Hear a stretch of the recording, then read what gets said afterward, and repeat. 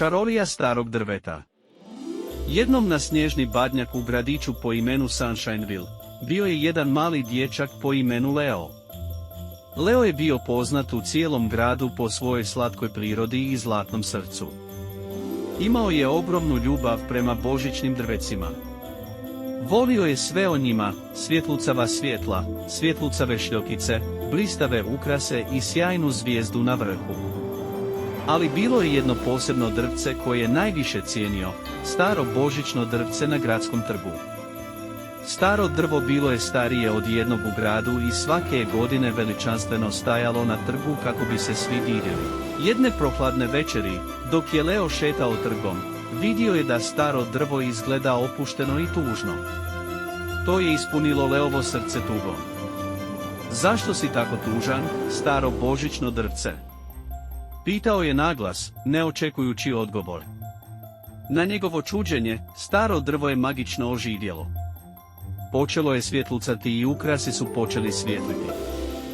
Dubokim i mekim glasom drvo je odgovorilo, dragi Leo, starim i svakim Božićem bojim se da možda neću imati snage stajati i širiti radost kao nekada. Leo je slušao sa čuđenjem. Pomisao na Božić bez starog božićnog drvca ispunila mu je srce tugom.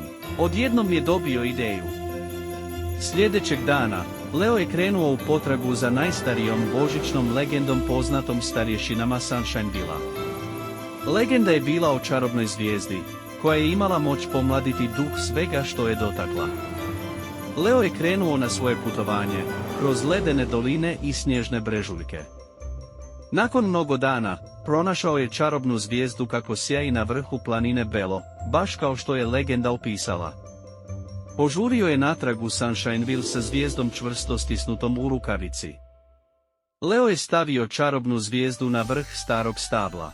Zvijezda je svjetlucala i poslala kaskadu svjetlucavog svjetla svuda oko stabla. Polako, staro drvo se počelo transformirati. Njegove opuštene grane postale su živahne, a svjetla koja su blijedila počela su blistati. Vidjevši to, građani su se iznenadili i ušićeno pljeskali. Čak se ni najstariji seljani nisu mogli sjetiti vremena kada je drvo izgledalo tako veličanstveno. Sljedećih dana priča o Leu i čarobnom drvetu proširila se Sunshinevillom, podsjećajući sve na pravu čaroliju Božića, ljubav, ljubaznost i darivanje. Tog badnjaka, dok se grad okupljao oko blještavog čarobnog božićnog drvca, svi su se složili da je to najsretniji Božić koji su ikada vidjeli. Zahvalili su Leu što je donio čaroliju natrag u Božić. Od tog dana nadalje, Leo više nije bio samo sladak, ljubazan dječak, već i spasitelj najomiljenijeg božićnog drvca Sunshinevilla.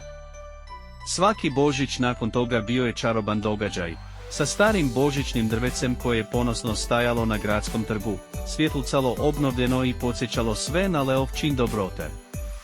Tako je čarobno božićno drvce postalo srce Sunshinevilla, a Leov hrabri duh postao je inspiracija za mnoge druge generacije.